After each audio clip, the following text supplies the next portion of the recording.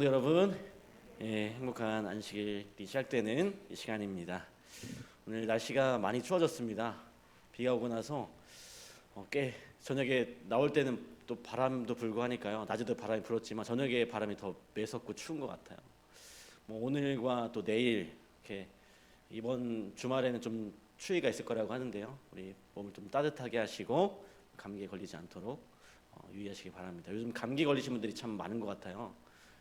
감기로 고생하시는 분들이 참 많은데 그분들을 위해서 함께 기도해 주시고 우리 자신들도 또 감기에 걸리지 않도록 건강에 유의하시기 바랍니다.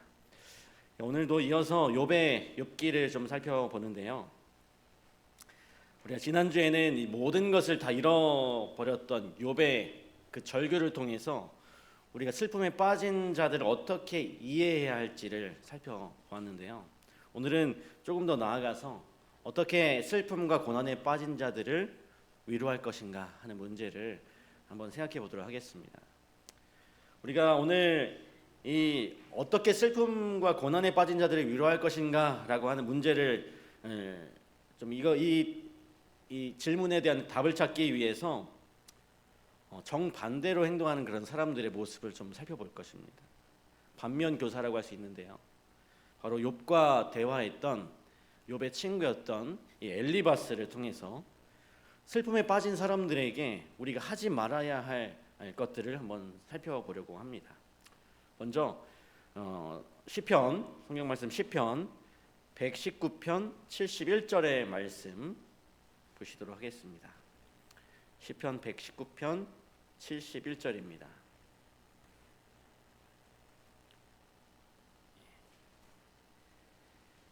119편 71절 우리 다 함께 읽겠습니다. 시작. 고난당한 것이 내게 유익이라 이로 말미암아 내가 주의 율례들을 배우게 되었나이다. 여기서 이 시편의 이 시인은 고난당한 것이 내게 유익이 되었다라고 이렇게 고백을 하고 있습니다. 여러분, 이 시련과 고난이 우리 인생에 어떤 유익이 있을까요? 어떤 그런 경험을 해보신 적 있으신가요? 어떤 고난이 나에게 유익이 됐던 경험을 해보신 적 있으세요? 그런 일들이 종종 있죠. 있습니다. 저는 하나님이 우리에게 인생에서 정말 중요한 것들을 가르치시는 그 방법, 교수법이 있다고 생각합니다.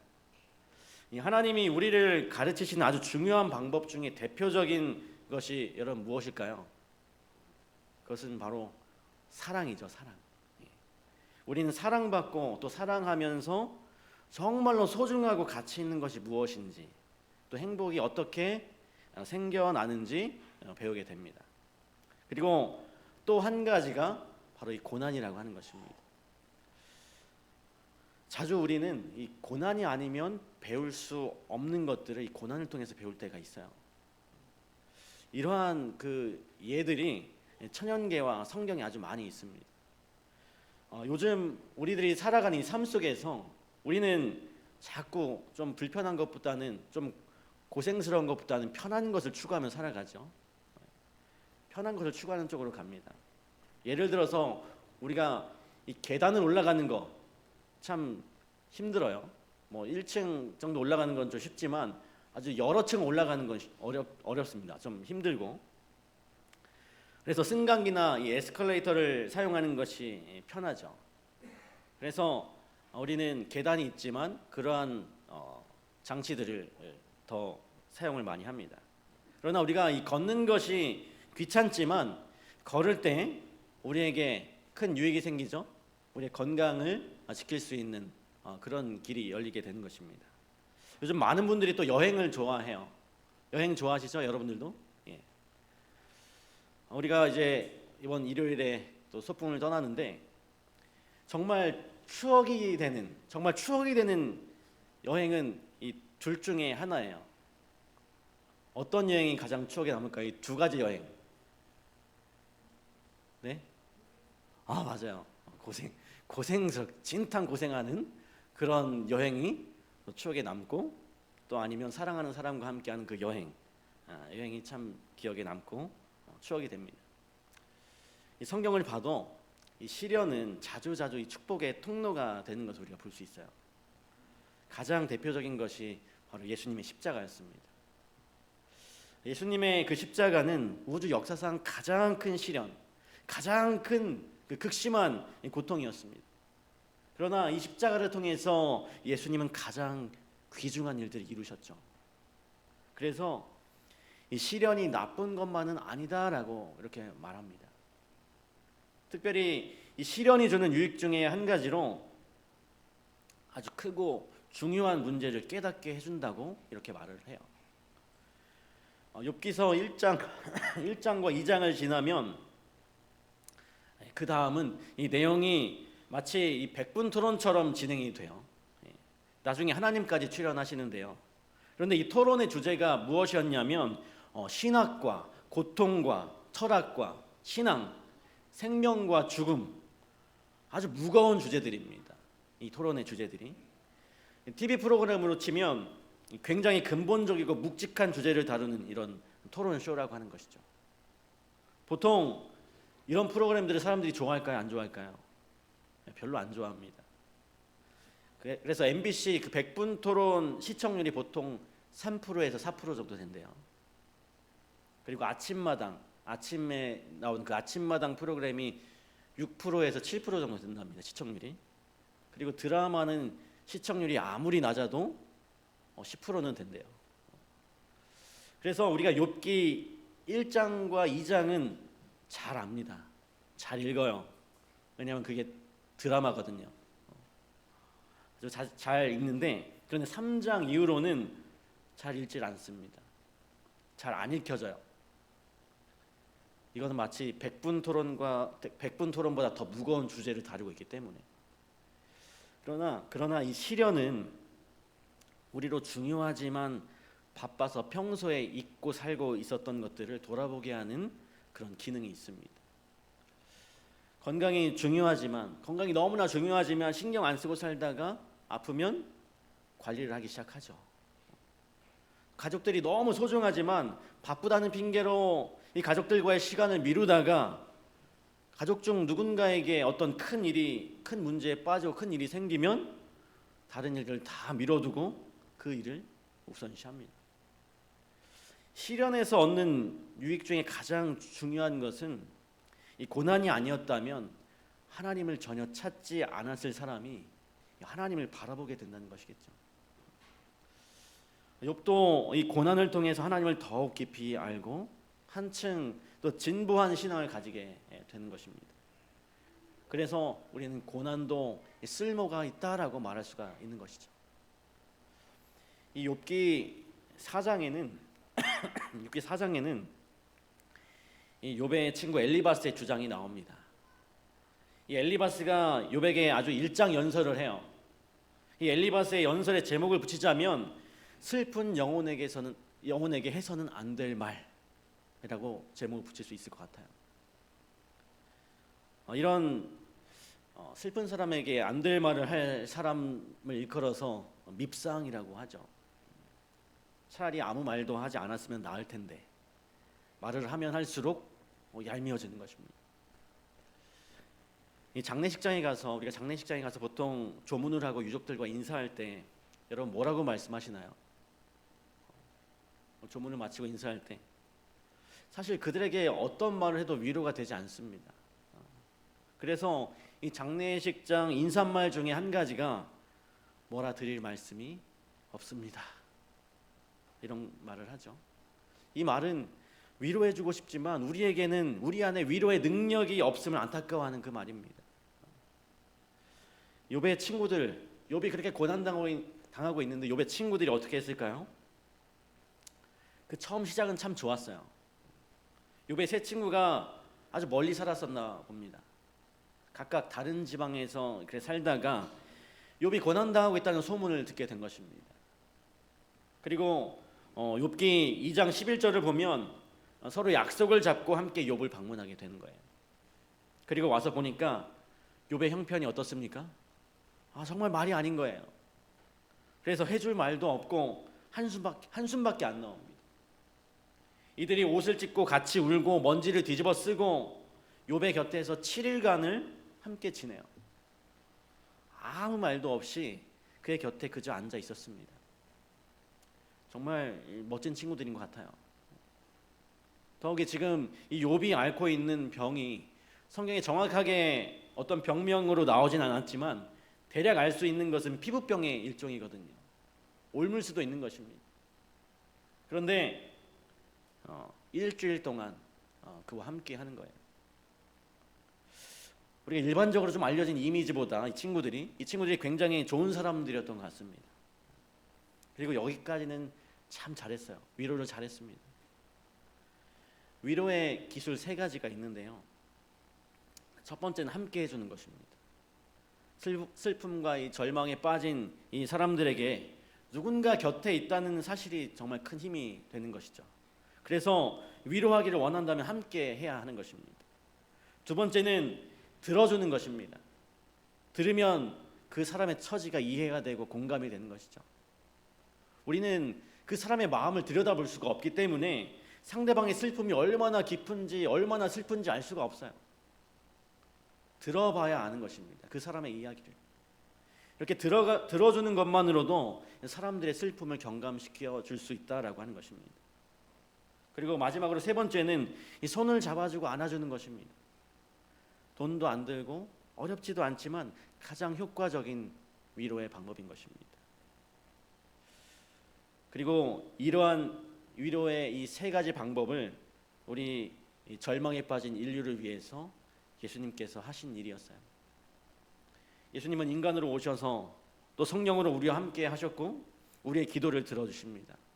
그리고 죄인된 우리를 십자가에서 그분의 팔을 벌려서 안아주셨어요. 욥의 친구들도 처음에는 이렇게 했습니다. 잠깐 욥을 보고 위로의 말을 한 뒤에 어디 그냥 떠나버린 것이 아니라 그 자리에 욥과 함께 있었어요. 그리고 거기까지만 했어야 했는데 그들의 입이 좀 방정이었습니다. 항상 입이 문제죠. 안 해도 될 말을 해서 문제를 키워요. 물론 이해가 가지 않는 것은 아닙니다. 우리가 지난주에 살펴본 것처럼 이 잠잠하던 욥이 막 한탄의 말을 쏟아내요. 이건 뭐 신앙 없는 사람처럼 이야기하는 것입니다. 너무 격정적으로 또 비이성적으로 이렇게 말을 하는 거예요. 자신의 처지에 대해서. 그래서 이 엘리바스가 자기 딴에는 좀 도와주려고 이렇게 말을 했던 것이죠. 그런데 자꾸 이렇게 말을 하다 보니까 자꾸 말을 낳는 것입니다. 위로는 뒷전이고 이제 자기 주장에 너무 몰입하게 돼버렸어요. 엘리바스의 주장 하나가 바로 무엇이었냐면 언제 무지한 이들이 망했던가? 언제 무지한 이들이 망했던가? 죄 없는 사람들이 어떻게 잘못될 수 있는가? 이런 말입니다. 지금 재산을 잃고 건강을 잃고 자식까지 다 잃은 사람에게 여러분 이게 할 말이 좀 아니지 않습니까? 그런데 엘리바스는 자기의 어떤 그 신학적 이해를 설파하는데 너무 몰입했어요. 지금 욥에게 뭘 가르치려고 하는 것입니다. 지금 욥에게 필요한 것은 그가 가지고 있는 지식의 전달이 아니라 위로이죠. 신학적인 어떤 그런 지식이 아니라 이 슬픔에 빠져서 슬퍼하고 있는 허우적대고 있는 그 건져줄 구원이 필요한 것이었습니다. 우리가 이런 엘리바스와 같은 실수를 얼마나 자주 하는지도 모르겠습니다. 내가 하고 싶은 말만 하느라 정작 그 말을 듣는 사람들을 보지 못하는 것입니다. 말은 듣는 사람이 있을 때에만 가치가 있죠. 그런데 우리는 자주 내 말이 하고 싶어서 내 이야기가 하고 싶어서 정작 상대방의 말을 제대로 듣지 않을 때가 참 많이 있어요. 지금 욥기 3장에서 욥이 말하고 싶은 것은 어떤 신학 세미나가 아니죠. 그의 슬픔과 비통함의 감정을 누가 좀 알아달라라고 하는 것입니다. 그런데 엘리바스는 그 욥의 마음을 헤아리지 못하고 자기 신학에 심취되어서 잘못된 위로를 하는 것이에요. 그리고 엘리바스가 또 이런 말도 했습니다. 욥기 4장 3절로 5절입니다. 욥기 4장 3절로 5절에 보니까요. 보라, 전에 내가 여러 사람을 훈계하였고 손이 늘어진 자를 강하게 하였고 넘어진 자를 말로 붙들어 주었고 무릎이 약한 자를 강하게 하였거늘 이제 이 일이 내게 이름에 네가 힘들어하고 이 일이 네게 닥침에 네가 놀라는구나. 이런 말이죠. 야, 이전에 네가 너처럼 고난당하는 사람 보면 위로했잖아. 격려했잖아. 그런데 왜 네가 같은 일을 당하니까 왜 이렇게 힘들어해? 이런 말입니다. 저는 이 구절을 보면서 십자가 주변에 있었던 사람들이 좀 생각이 났어요. 예수님을 비방하던 그 사람들이 생각이 났습니다.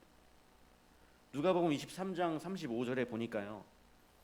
백성은 서서 구경하는데 관리들은 비웃어 이르되 저가 남을 구원하였으니 만일 하나님이 택하신 자 그리스도이면 자신도 구원할지어다 하고.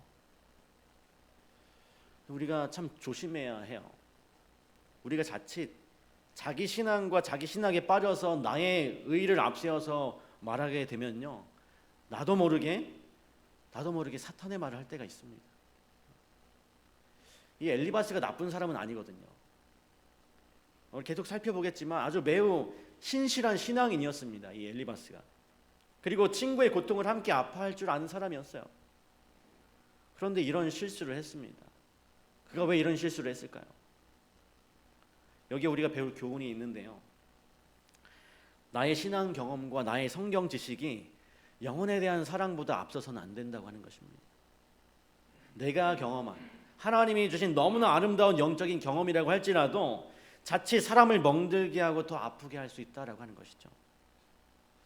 엘리바스가 열심히 연구해서 깨달은 신학으로 지금 아파 죽겠는 사람, 이제 참다 쓰러지려고 하는 사람을 채찍질하고 있는 것입니다. 욥기 4장 13절로 16절을 보면 이 엘리바스가 과거에 기가 막힌 경험을 한 이야기가 나옵니다. 사람이 깊이 잠들 즈음 내가 그 밤에 본 환상으로 말미암아 생각이 번거로울 때에 두려움과 떨림이 내게 이르러서 모든 뼈마디가 흔들렸느니라. 그때의 영이 내 앞으로 지나매 내 몸의 털이 쭈뼛하였느니라. 그 영이 서 있는데 나는 그 형상을 알아보지는 못하여도 오직 한 형상이 내 눈앞에 있었느니라. 그때 내가 조용한 중에 한 목소리를 들으니. 여러분 어떤 환상을 보신 적 있으십니까? 계시를 받아본 적 있으세요? 꿈에서 하늘나라 가보신 적 있으십니까? 이 엘리바스는 환상을 본 사람이었어요. 하늘의 음성을 들었던 사람입니다. 그는 신실하고 진지하고 아주 좋은 신앙인이었어요. 그런데 지금 그가 한 영적인 체험을 가지고 이 욥을 공박하고 있는 것입니다. 하나님이 주신 그 영적인 축복을 이상하게 사용하고 있어요. 엘리바스의 전형적인 주장, 불행에는 꼭 이유가 있다. 권선징악이라고 하죠. 이것을 이야기하고 있습니다. 하나님이 고난을 주셨다면 네가 분명 잘못한 게 있겠지. 물론 하나님의 의로움을 이야기하는 그의 주장은 옳았어요. 그러나 그는 때와 대상을 잘못 잡았던 것입니다. 욥의 고난 앞에서 그의 말은 욥에게 위로가 되지도 못했고 하나님의 성품을 드러내지도 못했어요. 그래서 성경은 이렇게 말합니다. 잠언 25장 11절에 경우에 합당한 말은 아로새긴 은쟁반에 뭐예요? 금사관이라. 설령 옳은 말일지라도 적절한 때에 말을 해야 가치가 있는 것이죠. 욥기 5장에도 이 엘리바스의 주장이 또 나오는데 그 주장은 또 4장의 주장과 대동소이합니다. 불행은 오직 악한 백성에게 임한다라고 하는 것이었어요. 엘리바스는 열심히 연구해서 이런 결론을 내렸습니다. 욥기 5장 27절에서 엘리바스가 이렇게 말합니다. 볼지어다 우리가 연구한 바가 이와 같으니 너는 들어보라. 그러면 네가 알리라. 사실 악인에게만 불행이 임한다는 이 엘리바스의 이 결론은 성급하고 피상적인 것이었습니다. 이것은 우리가 주변을 조금만 진지하게 바라봐도 알 수 있는 사실이에요. 이 죄악 세상에서 이 불행은 이 선인과 악인을 구별하지 않습니다. 죄의 창시자인 이 사탄이 사람들의 마음을 격동해서 사람들은 무정하며 죄를 사랑하죠. 그래서 선하게 행하면 선한 결과가 나와야 하는데 선을 악하게 이용하는 사람들도 분명 많이 있어요. 그 와중에 악인이 형통하는 일도 우리는 어렵지 않게 볼 수 있습니다. 그러므로 이 불행이라고 하는 것이 꼭 악인에게만 임한다고는 할 수 없는 것이죠. 그렇지만 또 엘리바스의 말이 전부 틀린 것은 또 아닙니다. 욥기 5장에 나타난 많은 이야기들은 이 성경의 다른 곳에서도 나와요. 그가 말한 하나님의 전적인 주권, 교만한 자를 낮추시는 것, 또 구원의 능력, 이러한 것들은 성경이 우리에게 가르치는 진리입니다. 욥기 5장 8절에서는 엘리바스가 또 이렇게 고백해요. 나라면 하나님을 찾겠고 내 일을 하나님께 의탁하리라. 엘리바스는 신실한 신자였어요. 다만 그의 말이 때와 대상을 잘못 잡았다는 것이 문제였죠. 그런데 욥에게 이런 말을 할 때 엘리바스는 대체 무슨 생각을 하고 이 말을 했을까요?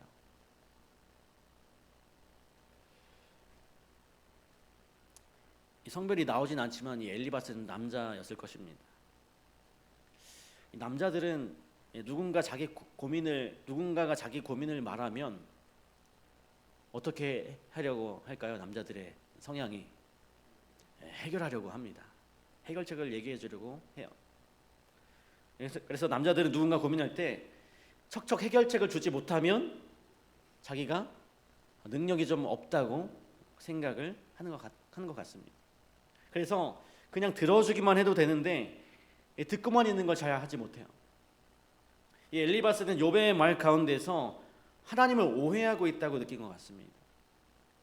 지난주에 말씀드린 것처럼 이 사람이 슬픔에 빠지면 비이성적이고 격정적이고 비논리적이 됩니다. 슬픔에 빠진 사람들이 슬픔을 표출하는 것은 슬픔의 건전한 치유법이라고 했죠. 그런데 이 욥의 한탄을 들은 엘리바스는 뭔가 지금 욥의 말에서 논리적으로 신학적으로 잘못된 것을 좀 고쳐주려고 했던 것 같아요. 또 하나님이 비난받으신다고 느끼고 하나님께 대해서 내가 좀 변호를 해야겠다라고 생각한 것 같습니다. 그래서 열심히 이 엘리바스는 하나님은 의로우시다, 그리고 분명 그럴 만한 사람에게 임한다라고 열변을 토합니다. 그래서 욥이 나중에 이런 말을 합니다. 욥기 9장 1절과 2절인데요. 욥이 대답하여 이르되 진실로 내가 이 일이 그런 줄을 알거니와 인생이 어찌 하나님 앞에 의로우랴. 야, 그거 나도 알아. 나도 하나님이 의롭지 않아서 이런 말 하는 게 아니야 라고 말하는 것입니다. 이 엘리바스의 말을 들으면서 욥의 기분이 어땠을까요? 욥은 자꾸 마음을 알아달라고 하는데 엘리바스는 자기가 가지고 있는 신학적 지식을 가르쳐주고 싶어 했거든요. 욥이 아마 많이 답답했을 거예요. 엘리바스의 말이 이 욥의 고통을 더욱 쓰리게 했을 것입니다. 엘리바스는 넘어져서 상처난 곳에 소독한다고 소금으로 문지르는 것과 같은 그런 행동을 한 것이었어요. 좋은 지식과 좋은 진리도 잘못 사용될 수 있다라고 하는 것입니다. 약을 우리가 사면 반드시 그 복용법이 나와 있죠.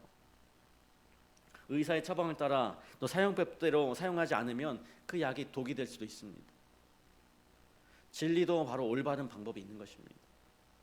그것이 무엇인가 하면 진리는 이 사랑으로만 써야 하는 것입니다. 진리를 이 사랑이 아닌 채찍으로 사용하면 영혼에게 치명적인 상처를 입힐 수도 있는 것이죠. 이것이 왜 치명상이 되냐 하면 이 진리를 채찍으로 쓰면 진리에 대한 혐오감이 생기게 됩니다. 생명을 주는 진리를 보기도 싫어하게 되는 것이죠. 이 진리 자체가 날선 검이기 때문에 영혼에게 깊은 상처를 남기게 되는 것입니다. 그래서 내가 하는 말이 옳은가도 중요하지만 옳은 방법으로 전하고 있는가도 참으로 중요한 것입니다. 그래서 우리가 진리를 전하고자 한다면 하나님의 방법으로 전해야 하는 것입니다. 치료봉사에 이런 말씀이 있습니다. 많은 사람들은 그들이 하나님의 자비와 그분의 위대한 사랑을 나타내는 일에 완전히 실패하고 있으면서도 하나님의 공의를 나타내고 있는 것으로 생각한다. 이런 걸 착각이라고 하죠. 자기는 굉장히 중요한 일을 하고 있다고 생각을 합니다.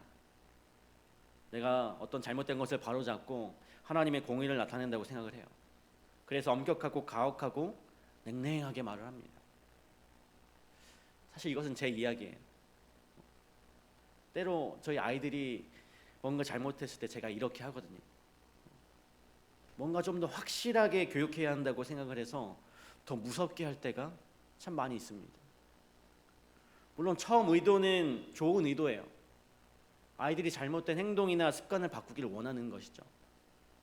그런데 의도가 좋아도 이 방법이 잘못되면 이 결과도 잘못되게 되는 것입니다.